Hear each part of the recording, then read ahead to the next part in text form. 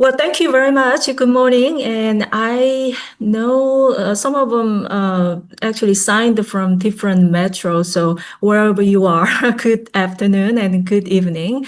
And really welcome to our metro meetup, but it's more mid-year open forum and advisory board meeting later on. My name is Mi-jung Hibit, and I'm the director of Global Chamber BWI Metro. And I'm really glad to have all of you here today. And it is really hard to believe that we are already at the midpoint of 2025 with the July 4th holidays just around the corner. Over the past 6 months, we've seen really significant shift in policy impacting areas such as economy, trade, regulation, immigration, and healthcare, the environment, and DEI, as well as broader, market conditions here in the United States.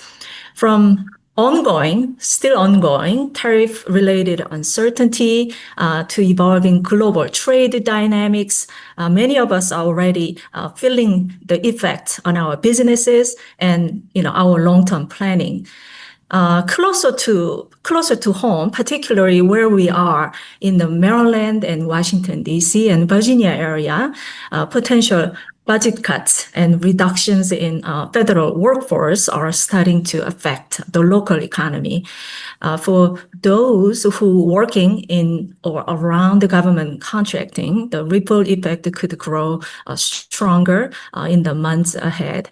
But as always, times of changing bring not only challenges, but also new opportunity. And today is just the open forum for Global Chamber member. It's about, coming together as a community, just to make sense of some of these shifts and share how we are actually adapting to this environment and to explore, how our advisory board and a member network can offer more meaningful and responsive support in the months ahead. I'd like to just recognize just a few here as our chamber leadership.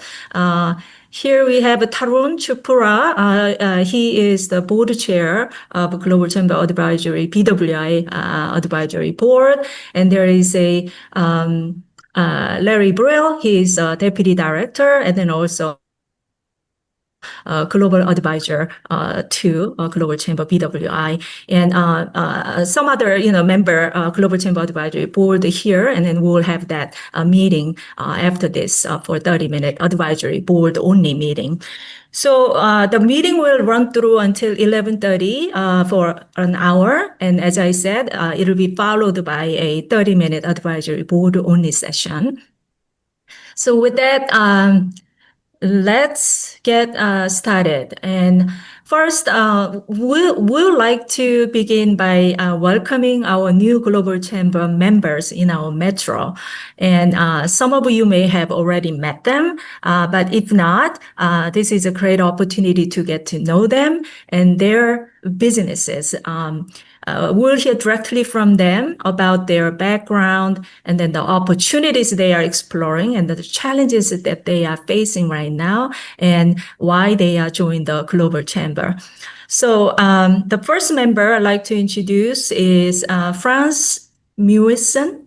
He's the managing partner at Amplify Now Global, based in Bethesda, France, right? If I remember correctly, but in Maryland.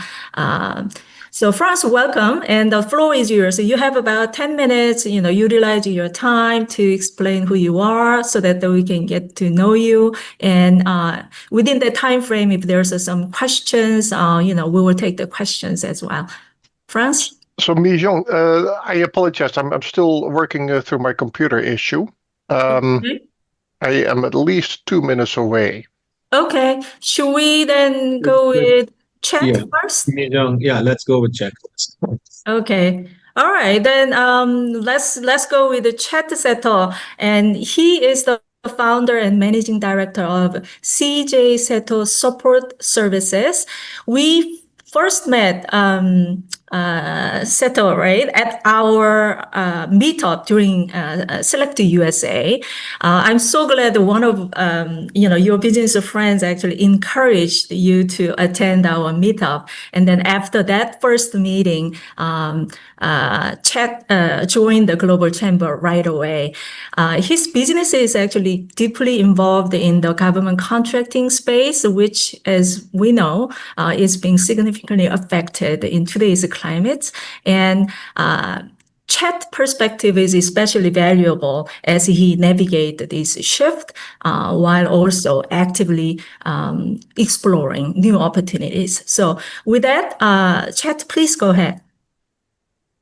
Oh, good morning, Mijan, and good morning, Teron. I want to thank the chapter for giving me the opportunity to give a quick overview of CJ Cito Support Services and what we do, and what the future looks like for us. A little bit about my background. My family immigrated to the United States in 1963, so I'm a first generation immigrant. I was born in Macau, which was a Portuguese colony, which is now part of China. I grew up in Phoenix, Arizona, and went to school at the Naval Academy in Annapolis. Graduated from there in 1978 with a degree in oceanography. And then from there, I was in the Navy. I was active duty for 7 years and in the reserves for 23. So I had a combined 30 years of active duty and reserve duty. Finally retired in 2008. I flew P3s in the Navy for about 25 years, and then I was relegated to a desk job after that. While I was in the reserves, I was able to start my own business doing environmental health and safety, and that's where the primary our services is providing environmental health and safety services to federal government, state government, and local government. We started the company on 9/9/99, so I figure I can't forget that date. I was hoping to wait till 10/10/10, but that's 11 years later. So in the Chinese calendar, 10/10 is a lucky day. But anyway, I didn't want to wait 11 years to start my business, so I started on 9/9/99. And last year we celebrated our 25th anniversary. And I celebrated by stepping down of running the day-to-day business, passed it on to one of my program managers, and now I'm focusing on business development. So as I said, our company does primarily environmental health and safety, but we also do logistics and IT services. Our headquarters is based in Ventura, California, and that's where I am right now. So I come back here about 4 or 5 times a year. We had an office on the East Coast, and my manager retired from there. And instead of hiring someone to replace him, we decided to move back ourselves and run the office ourselves. So I'm actually based out of Annapolis, Maryland, but I do come back to Ventura, as I said, about 4 or 5 times a year. We do have branch offices in Indiana as well as Maryland. We have people located in Hawaii, Connecticut, California, of course, Indiana, Maryland, the DC area, and also Virginia. So right now we have about 80 employees. A lot of our employees have security clearances due to the work that we do for the federal government. At this time, we are 100% government contractors, either as a prime or as a sub. And one of our goals, as Mijan said, is with the uncertainties in the federal government and the budgets and so forth. Fortunately for us, DOGE has not affected any of our contracts because the work that we do for the government is considered critical.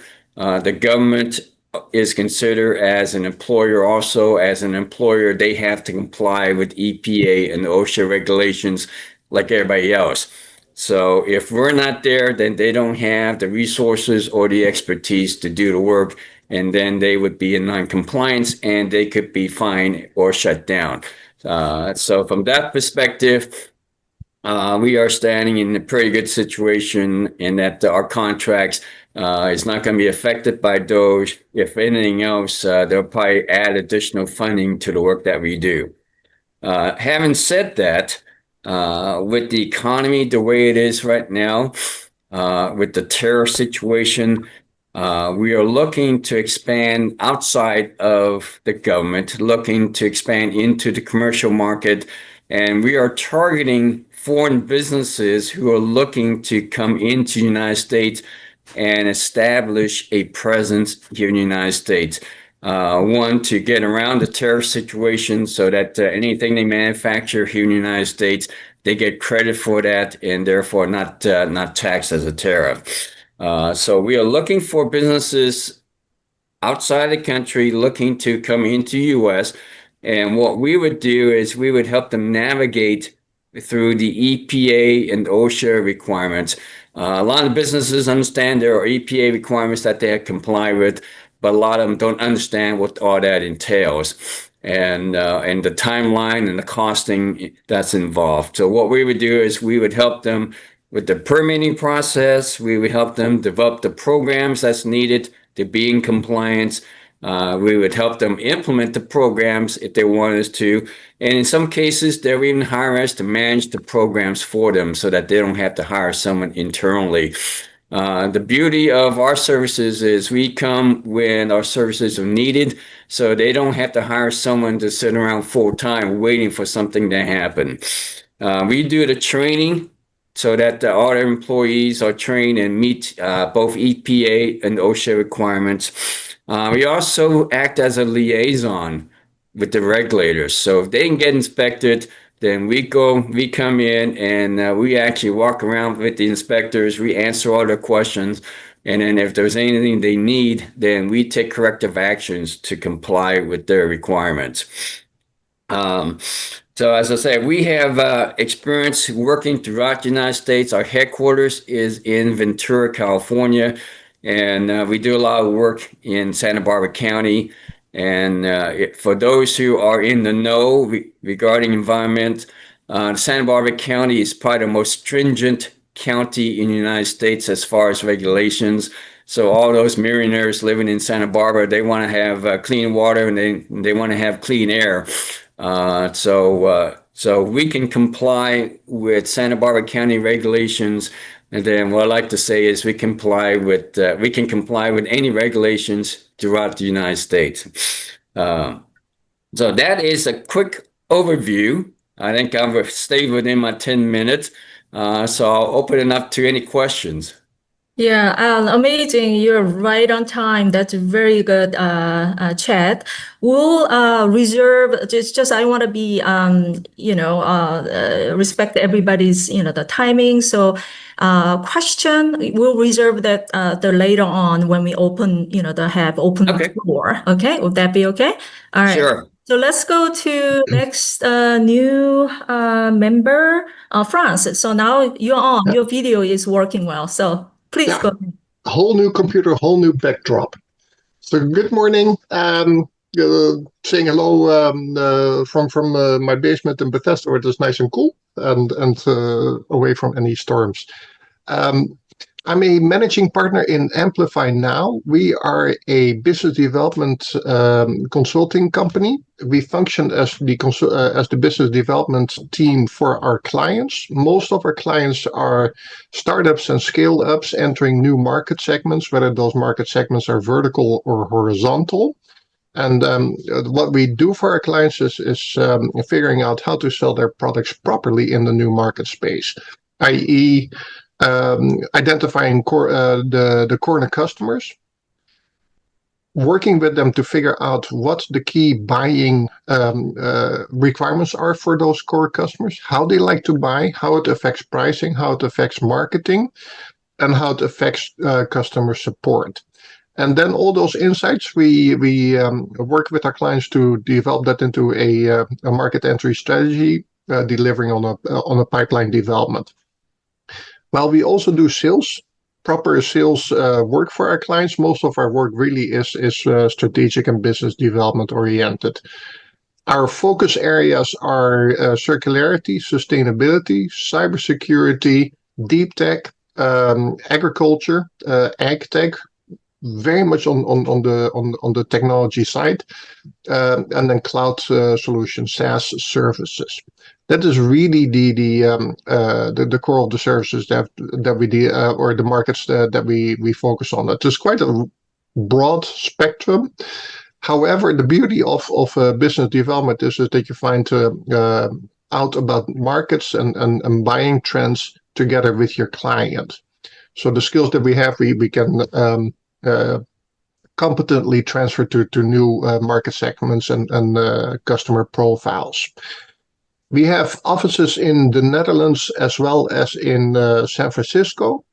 But that doesn't really limit us in regards to how we help our customers and where we help our customers. The Netherlands is more or less legacy. I'm an 0.0 immigrant myself. I'm the zero generation, and I come from the Netherlands. As one can imagine, keeping one's legacy background alive can be fun and can be beneficial as well. And I think that also really plays into the services that we provide to our clients, bridging the cultural gap, helping the clients understand if you sell a service in a certain market segment, how come you cannot sell it the same way in a different market segment, or how do you then properly sell it? So those are the questions that we work with our clients on.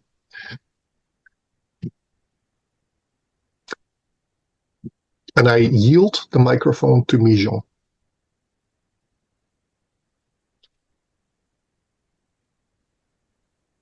Sorry, I just unmute. Thank you very much, Franz. That was a great introduction of your company. Can I ask, you have a little bit of a time, so can I ask one question? What kind of challenges and opportunities are you actually facing these days? Yeah, that's fantastic. There are actually quite a lot of challenges. The uncertainty of the U.S. market in regards to investments, in regards to what is allowed and what is not allowed, in regards to tariffs, in regards to visas, in regards to inflation, in regards to market size, all of that affects most of our clients. Most of our clients are indeed international companies trying to set up shop here in America, so potentially job creating companies. And I would say by and large 80% of the companies that we work with are quite hesitant in regards to entering the US market space because of the instability and unpredictability of the US market space. And that is across the board. That counts for cybersecurity, it counts for ag tech, it counts for SaaS, data protection, IP protection. It is deep tech, med tech, all of these technologies and the companies that are busy in innovation and trying to find solutions for problems and challenges that we all face. All of them are hesitant right now in regards to investing in the US. It is becoming more expensive and the outcome is a lot less clear. I see. Well, thank you very much for your insight about that, and we can have more discussions later part. Now, let me bring this time Doug Bronke, CEO of founder of Global Chamber, to share a few reflections. Is Doug on the line? I am, Mijan. Can you hear me? Yes, you are driving. You're going somewhere, Doug. If I do break up, please just feel free to let me know, and I'll turn off the picture. I am in the middle of the desert. I'm driving between Los Angeles and our headquarters in Phoenix, Arizona. I'm on I-10, of kind of a famous road that connects the southern part of the United States, and I'm somewhere between Palm Springs and the Arizona border. And if you've driven this section of I-10, there's really nothing out here, almost nothing. I think the next town is an hour or two in Blythe, California, but there's really just open desert. And this was the setting for me when starting Global Chamber. Kind of felt like the middle of nowhere, not connected to the world at all. And I think all of us here want to be and are connected to the world, and the desert is is not. And so part of getting Global Chamber up and going was to encourage people, even in the desert, even in places that were not connected to ports, even not really strong exporting or foreign direct investment locations, to be part of the party, to be part of what is important for us, and that is global trade. I'd like to start by saying thank you to Bijan for being such an extraordinary leader and for progressing so well in her own leadership and her own career. She started as a member of Global Chamber at an exporter, and her expertise in exporting brought her to be encouraged to want to have her own business, to want to connect leaders for global trade. And I had very memorable conversation with Bijan early on in her life with Global Chamber as she was leaving that export. Should I be the executive director? And is that too much to do, considering that I want to do this? I want to create my own business to connect people. And the conversation was, well, maybe by being executive director, that will allow connections, additional connections and additional conversations. And I think I've watched her leverage Global Chamber, and I've watched her be successful. And I'm just, I'm not sure pride is the right word, but I feel so positive about seeing her become such an extraordinary leader. And I thank you, Bijan, for taking the chance on Global Chamber and for bringing people together here and in your own business. It's very exciting to see. That's what we want. Yeah. Right. Congratulations on your progress. Thank you, Doug. Well, it's not about me today, but appreciate your the comment and then your trust in me and this chapter. Thank you very much. We can hear you very clearly here, so that's great. And I'd like to have you to speak today. One of the reason is we have members. They engage in meetings and things like that, and then sometimes they might have seen you, but might not. So this might be a great opportunity. You're the CEO and founder of the leader of Global Chamber, so that the members get to see you. That's the first of all. And second of all is you are engaging and interacting with metros all around the globe, far beyond the BWI, and you talk to members and you hear from them and all. So just want to ask some of what you observe and what do you assessment about this environment, and so that we can either prioritize or have some sort of initiative to help our members further in the incoming months. So Doug, any insight or any comments from that regard? I've never felt more optimistic about global business, and I appreciate the uncertainty that's been created primarily by the geopolitics between China and the US, and by the new US administration in terms of a tariff policy that's the result of those geopolitics and other factors. There is a realignment geopolitically around the world, unprecedented, probably not since World War II have we had such a dramatic geopolitical dynamics. We're not all sure exactly what's happening, and to Francis' point, it's created uncertainty and hesitation to invest. However, the world continues to spin. The people continue to buy products around the world. They require services, and so it's happening. It's shifting. And I think based on people like Bill Edwards, who's one of the most experienced global traders that's part of Global Chamber, he's been part of global trade 50 years. He's very deeply connected on the inside of what's happening in Washington, D.C. And he's been sharing in our monthly news program and also in our Global Chamber Los Angeles chapter news programs, and just sharing, including his biweekly email that he sends out. If you're not part of that, you should be. If you'd like information about it, let me know. He believes, even though he's not exuberantly ebullient about the positivity of it, he is fundamentally optimistic that this will all, even though there'll still be noise, it'll all sort itself out. So I believe him. I believe in the information he has. I believe also that the U.S. administration fundamentally doesn't want to create a recession. That they will ultimately do some things that will create enough certainty to create the kinds of investments that are necessary to continue trade. And so I'm positive about that part. The way we've addressed that is by listening to members and also setting up systems so that in the second half, two things will happen.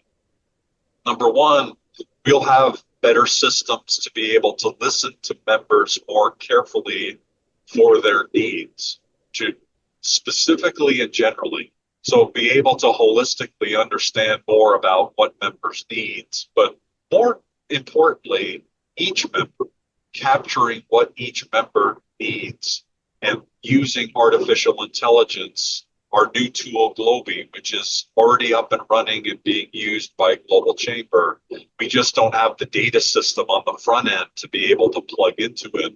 But in the second half, we will. And so we'll use Globi internally to capture member data and be able to help them more specifically. That's one of the most important things that we feel like we can do, is to listen, to ask questions, to capture the data, which we haven't effectively done. We've one-on-one captured a lot of information, and we've been, I think, somewhat successful in helping members. But in the next phase, as we put data systems in place, which we're kind of heads down doing right now, we'll be able to be more effective in that. So in terms of listening and capturing and helping, I feel really good about July and the second half and the systems that our team is putting together to be able to do that, because that's really ultimately the biggest value that we can provide. The second piece of it is that we've lived with a system for 10 years at Global Chamber. It's a technology that is largely a Chamber of Commerce technology, a local Chamber of Technology, a local Chamber of Commerce technology.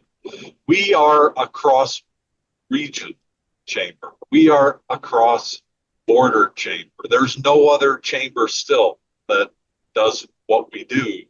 We've been limited in our capability to help members by the system.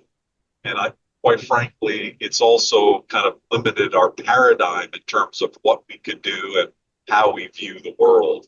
The new system that we're implementing right now, our original goal was July 1st. I think it's going to take another week or two, but certainly by mid-July, we'll have that fully up and running.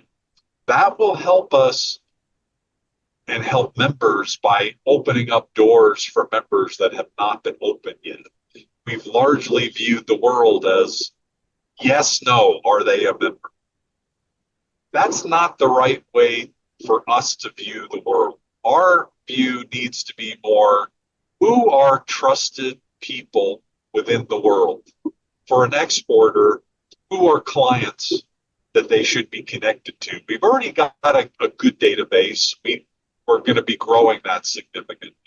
And then as far as members, not just somebody who's paid as a member for the last year, but also who else is a trusted connection for our members to connect up with. And so the system that we're implementing will allow us to make many more connections to those people as well. And so our hope and expectation is that these systems come up as we expect over the next couple of weeks, and that system change, our better data management, our better use of AI, more holistic use of AI will enable members to be more successful, to be able to do what Chet described, where, hey, I've been successful in this area. I want to be able to go to other markets. I want to go to other segments. And we can help. We've always been able to help. We'll now be able to help much more. And so, Bijan, that's what I leave you with, is a vision that started 10 years ago for Global Chamber to help exporters be more successful, to help anyone doing foreign trade be more successful. We've taken it pretty far. The next 10 years and the next 6 months in particular, we're very focused in on expanding that dramatically to help members be more successful with their exporting. And Chet's story is one that really sticks in my head, because having been an exporter myself, I felt very alone. I felt very limited. I felt that I needed help. I wanted help. And we've been that. And in the next months, in the next 6 months in particular, we're looking forward to expanding that capability for all our members. Bijan, thank you for being such an inspiration for all of us in how you've expanded your role.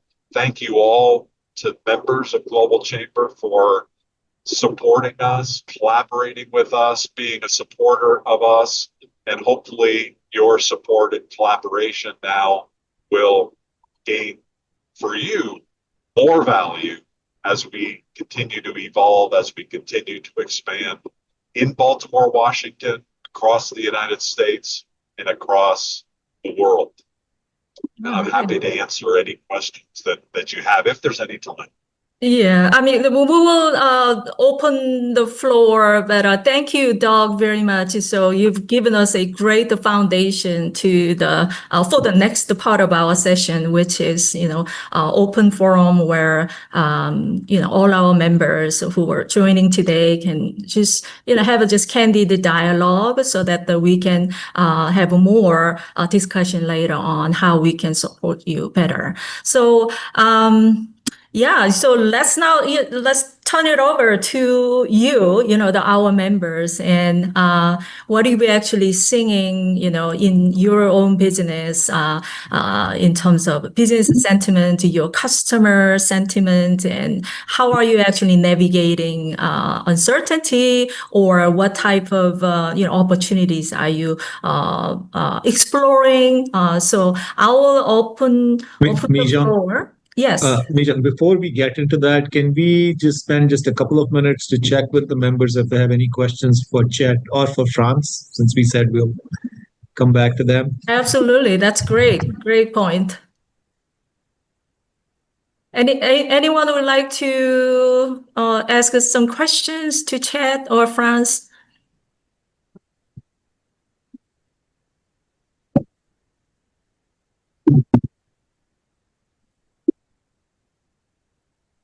All right.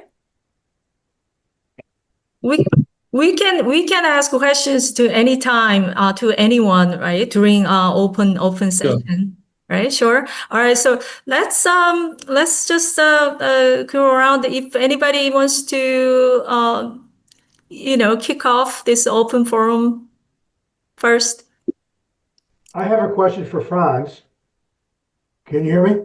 Yes, absolutely. Franz, welcome to Global Chamber Baltimore-Washington. It'll be great to get to know you and know your business. You indicated earlier that your clients don't feel particularly welcome in the United States because of what you called uncertainty in U.S. I imagine you're talking about U.S. trade policy. Could you amplify on that, please, and tell us what you think the administration ought to do to help you and your business?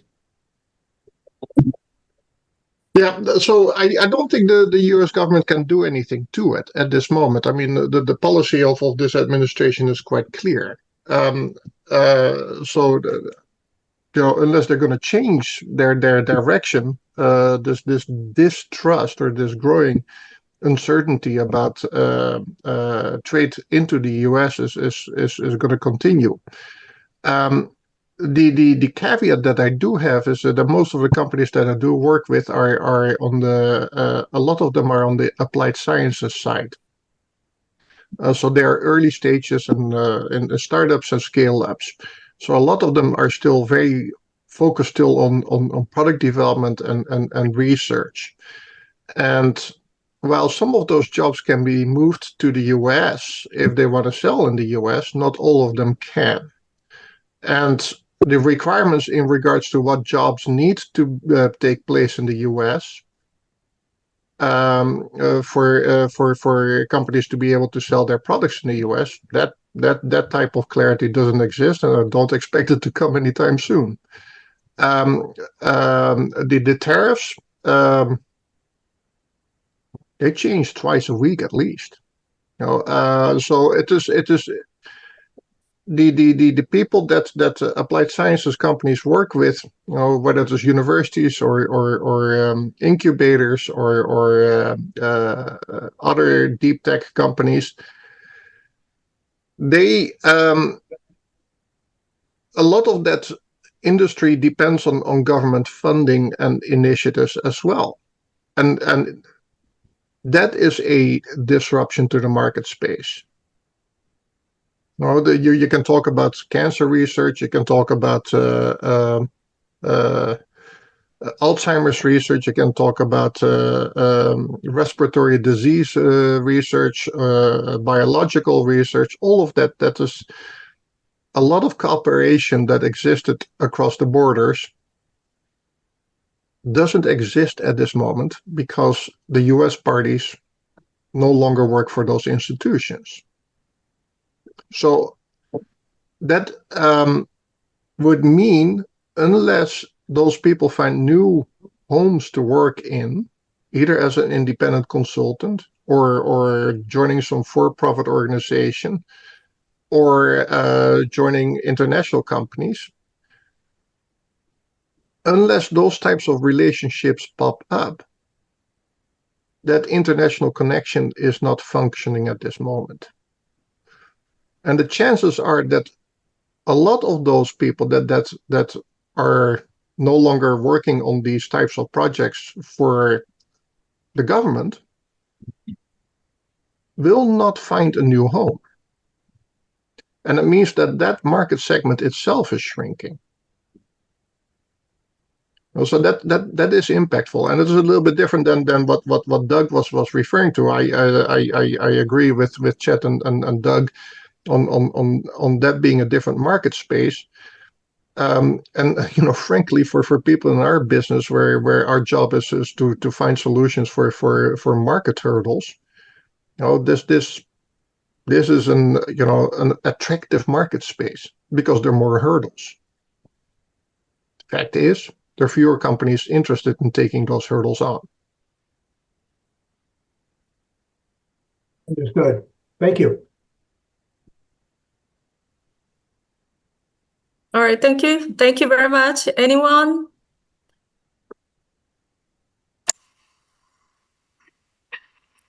Peter? Hi, me, John. I'll jump in with a few comments. So and I apologize. I stepped away to make some coffee here a moment ago. So yeah, I mean, in our case, this is an uncertain period. There definitely, as Doug and as Franz has already mentioned, there does appear to be some realignment.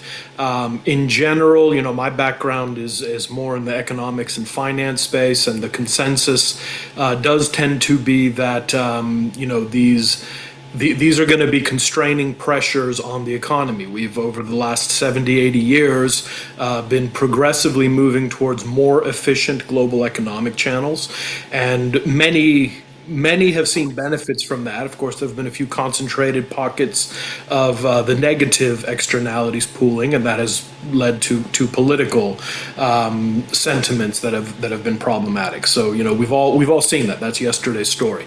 In terms of today's story, the uncertainty is one of the biggest factors, and everybody is anticipating that it has to, the road needs to begin to become more clearer. The longer it remains uncertain, the higher the chances of moving into a recession. A lot of the initial, the April 2nd tariffs and Liberation Day and all of that, they were very they were kind of eye-popping when you saw them, but then they got walked back very quickly. And so, one thing is our President Trump does seem to be very bombastic in how he does things, but you have to also look over time. We're leaders, we run companies, we've done this over time, so we're looking at what actually transpires, what we have to work with. And, that has been less eye-popping to some degree, but it has had effect. Tariffs have dropped down to 10% rates, and then there's a lot of negotiation, and there's some timelines. I think July 9th is when the 90-day pause with China stops. One of the things that I've looked at this, that I've noticed is, we may be seeing something. We're all an American audience here mostly. So I just want to make sure that if I'm using idiomatic expressions that they're gonna land. We've seen a little bit. Trump is a kind of conventional businessman, and what we've seen is a little bit of a going out of business sale phenomenon. And by that I mean, if you've grown up in the United States, you've seen, furniture stores or mattress stores say, we're going out of business, come and buy the product, and then, of course, 2 weeks later they're back in business, or they've changed their name. Well, we've seen in these pauses, we've seen these threats of tariffs, and then we've seen these pauses. And in the interim, I think that a lot of entrepreneurs have actually been going in and they've been stocking inventory, doing a lot of transactions. So there has been some momentum and even a type of stimulus in these interim pieces. But, that's all short-term planning. That's all pivoting and survival strategies. Obviously, for the longer term, we will want to have more certainty, and hopefully we will see that. In terms of our business, we work in a few very specific areas of trade and project finance. On the project side, we're seeing kind of a similar effect to what happened with COVID or what happened with any major crisis, where things just freeze until there's more certainty. We do work with institutional players, including Exim Bank, DFC, and a lot of the European and Asian export credit agencies and development finance institutions. In that space, there's been a constraint through overall trends in less trade. But, most countries still engage in trade. Like the rest of the world is still pursuing globalization. The question is under what framework? By and large, those are relatively mature business models for us, and they seem like they'll continue. There will be adjustments that need to be made. Our third area, we do work with some foreign direct investment going into the United States and going into economic development programs, particularly through a program under United States Citizenship and Immigration Services, the EB-5 visa program. I don't want to get in the weeds. But the trend that we've seen in, sourcing capital globally is a chilling effect, a lack of certainty, and everyone is just like holding back, saying, we don't know what's going on in your country. And a lot of the countries that we work with are, countries with more tumultuous histories, low transparencies, all across Latin America, all across Africa, various regions in South Asia. And, these countries are looking at us saying, like, you guys don't look like you're making sense at the moment. So that's the broad kind of summary, both in our business lines and kind of in the big picture. Most economists look at today and they're like, this looks like Smoot-Hawley in the 30s, which led to, the president at the time, Herbert Hoover, had the nickname of the development programs that he put together were Hoovervilles, which were basically slums across the United States. I'm hoping we don't see Trumpvilles in the future. You also had kind of a collapse of trade, prior to World War I, more due to kind of colonial tail endings, and these things don't go somewhere good, and I think we need to be cautious about that. But I think we also need to be optimistic, and look for opportunities to bring some more stability to the new direction. Thank you, Peter. Sharing. No, I go on. Thank you, though. No, your insight, and I wanted to ask, how your business is going, but you answered that part. But we have Lauren. She has a question. But Lauren, can you tell us first, what business you are in, and then, what your question is? I don't have a question. I'm sorry if that. I am an international lawyer. I am also a realtor. I specialize in helping companies access visas and immigration status, mainly in the US, but also elsewhere. And I've done EB-5 for a lot of years. My main central focus is on E-2 visas, treaty trader visas. I'm originally from Canada, which is obviously where a lot of my clients come from. But I just signed up a client from Spain this morning. I'm doing an event about moving to Spain and Portugal toward the end of the summer. And I just wanted to offer myself as a resource. I met Doug a few weeks ago. I actually spoke at one of these globinars on a Friday a couple of weeks ago about how to immigrate through real estate, which is my signature program. So if any of you need a resource, that's really what I am more than anything else. I can help your clients access status as they're moving across countries. And I will tell you that the tariffs have hugely impacted my business. My mom, for example, not that this is business, refuses to cross the border. She lives in Toronto. I told her maybe we'll take my son to a baseball game in Detroit. She goes, I'll drop him off in Windsor. So, there's a lot of frustration and anger, specifically mainly for me from Canadians, which is where I'm from, because they're mad. And to be honest with you, I can't say I blame them a lot. It's a very geopolitically, our business has changed drastically. People, I feel like what Chet said about coming in and getting under the tariffs is something that Canadians are not paying enough attention to. Maybe Chinese are more, but because Canadians tend to be small C conservative, so we need to open their minds more. So I'm glad I came today, Franz, just learning about your business. And, obviously the Netherlands is an E2 country. I did put my link in the chat, and I'm happy to speak with any of you that have clients that might benefit from, or maybe you could benefit from accessing my range of knowledge. And I have several books and lots of resources. And I also put my LinkedIn information in there. I'm interviewing Anita Rodell today she's speaking, I think, at the Chamber this afternoon. I'm interviewing her on my live show in 40 minutes.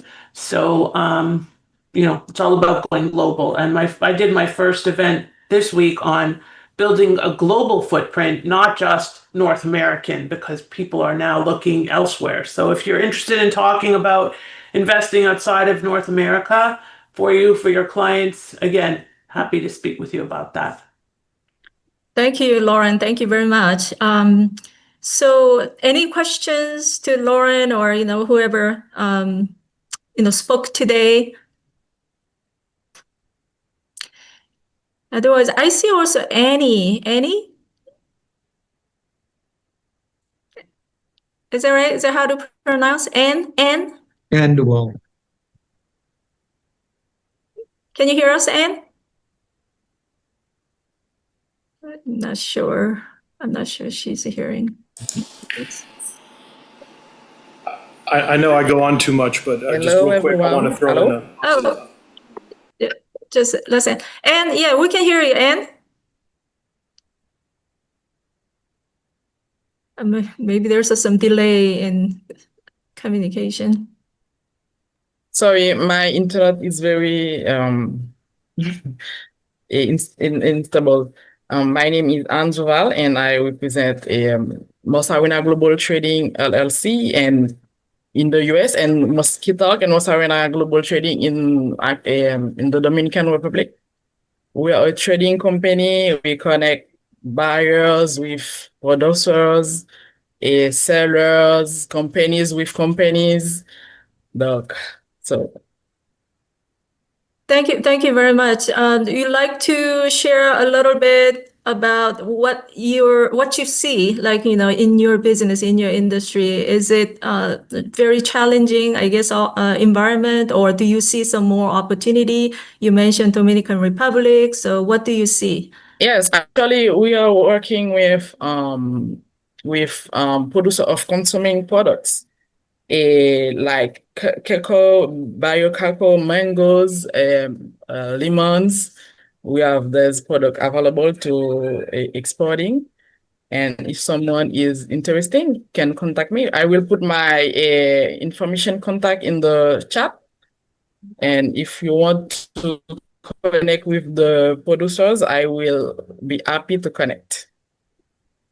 Okay, thank you, Anne, for joining today.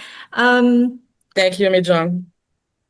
All right, Paula, can you speak, Paula? Hi, Megan. How are you? Good. How are you? Good, thank you. Good. Thank you for joining today. I know that you are in the areas of nonprofit, and I don't know. I feel like you have something to say to today. Sure, absolutely. Excuse my very casual, cool down version here in DC. I'm located about 2 miles north of the White House, and I think it hit 113 here yesterday, or that feels like. But yeah, I think everyone's seeing the same disruption in the nonprofit community.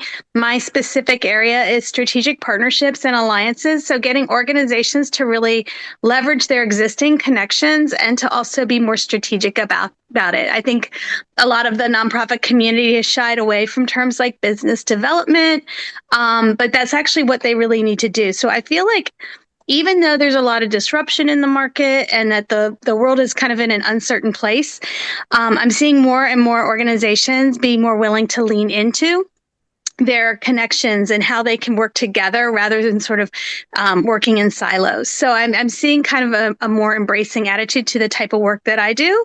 And I think that this is a prime time for us to collaborate and to help each other.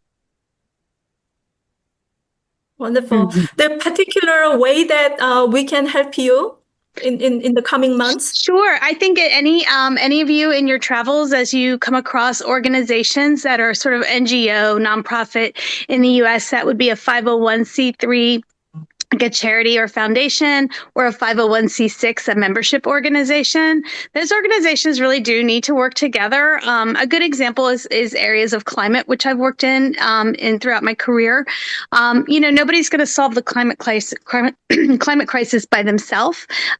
So, like, why not join partners with other organizations that are interested in solving similar types of issues and leveraging their exact strengths in that area? So I'd say in your travels, as you meet other nonprofits and NGOs, I would be happy to connect with them and just kind of talk to them a little bit about what's going on here in Washington, D.C. and how we're looking at it as an opportunity rather than just looking at it from the negative side. Look at it as a positive. There's an opportunity now for everybody to work together.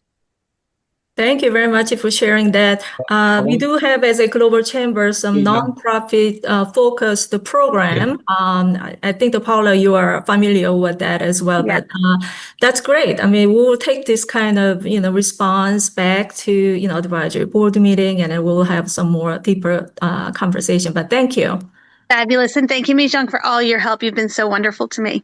Oh, thank you. Just a question, Paula, are you in touch with, are you connected with Francisco at... I am actually, yeah. Francisco does great work, and he's actually really built that company to me very quickly. So yeah, I am connected with him. But any other connections like that, or reintroductions, if there's some work he's doing that you think is relevant, I can reach out to him again, or also welcome another connection point. But sure. I know Francisco and Jeffrey. Okay, good. Fantastic. Thank you. All right. Anyone else? Peter, what were you? Yes, sorry. I just wanted to chime in on some positive feedback on a wild card in all of this, and that's AI. My organization has recently started implementing this at an organization level, not just a few people experimenting with it. The early results are actually fairly positive. The big issues, they're all managerial issues. Communication, demystification, buy-in, these are the things. And then, use case is a secondary.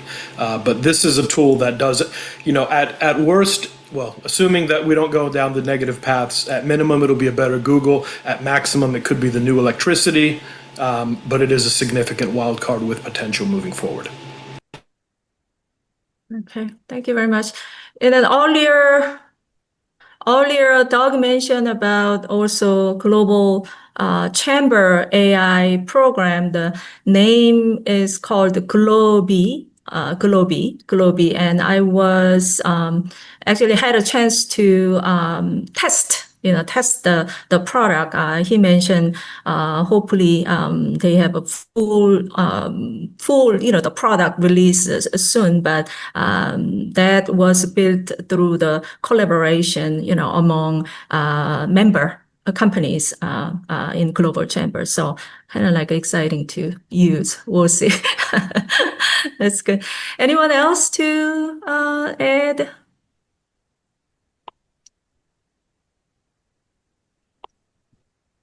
Any questions?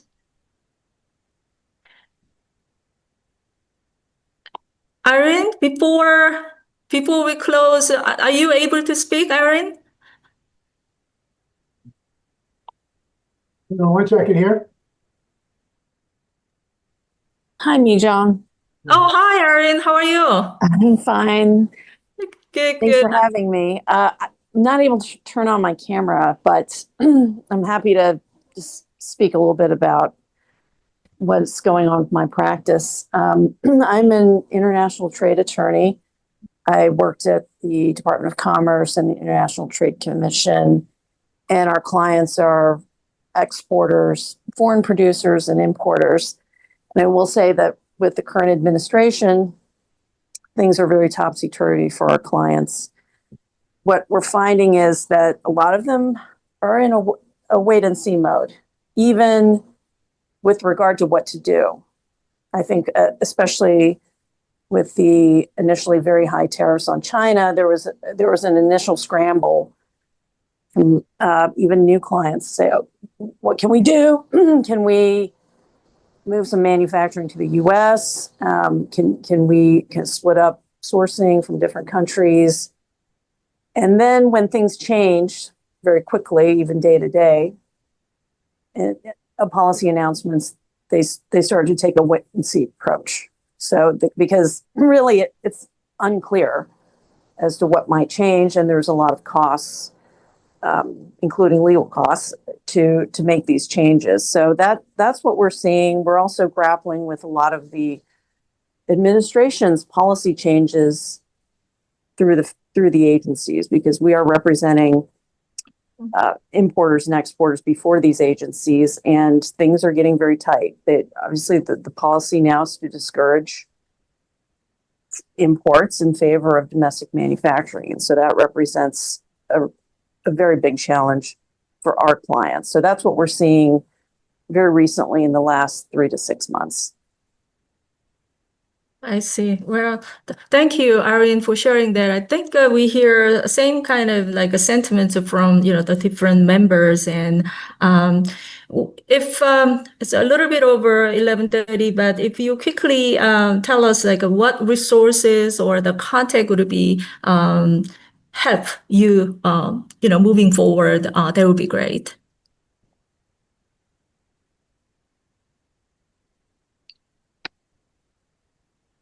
Irene? Oh, I apologize. I'm sorry, could you repeat that again? Yeah, what kind of a resource or the contact would be help you, in coming month or something like that. So you shared a lot of challenges that you see. Is there any way that we can help? Oh, well, I think,